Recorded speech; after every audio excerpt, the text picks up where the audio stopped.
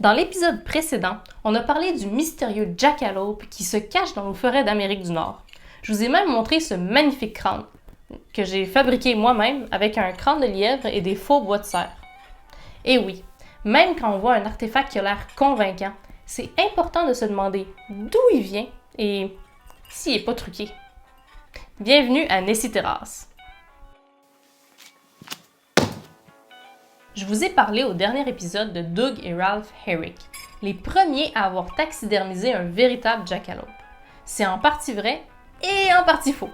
Les deux frères sont en fait rentrés un soir de la chasse avec une carcasse de lièvre et, en la voyant déposée à côté des bois de serre, Doug proposa d'assembler l'animal de cette façon.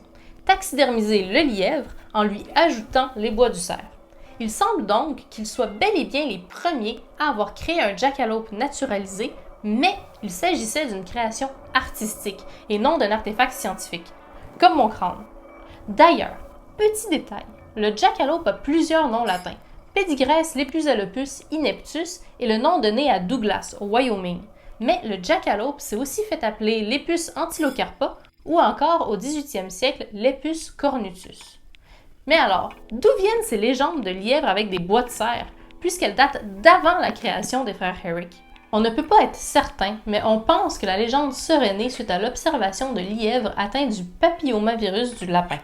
Cette maladie a été étudiée par le Dr Richard Shope, qui a écrit un article sur le sujet en 1933 dans le Journal of Experimental Medicine.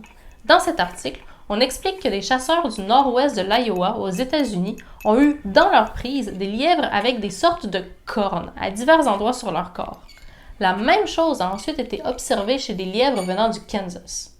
On explique dans cet article que ces cornes sont en fait des sortes de tumeurs causées par le virus et que cette maladie peut se transmettre d'un lièvre à un autre qui va ensuite lui aussi développer ces tumeurs. Ces cornes sont noires ou gris-noires et apparaissent généralement sur les cuisses, l'abdomen, le cou ou les épaules de l'animal, mais elles peuvent se développer n'importe où sur la peau.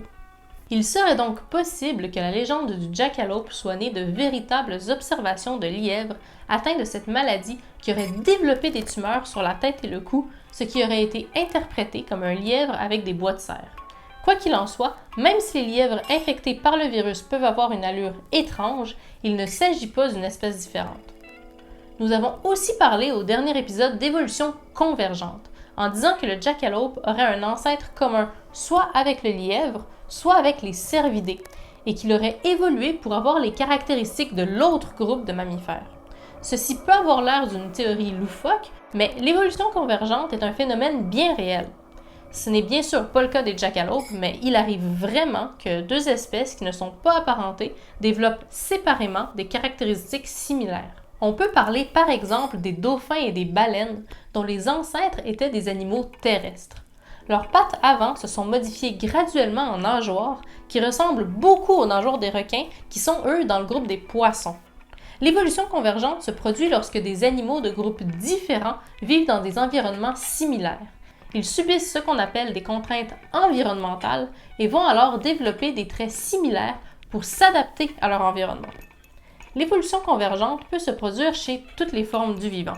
Chez les plantes, par exemple, la forme cactus, c'est-à-dire plante charnue avec des piquants survivant dans les endroits arides, est apparue chez trois groupes végétaux indépendamment. Le groupe des cactus, celui des euphorbes et celui des stapelia.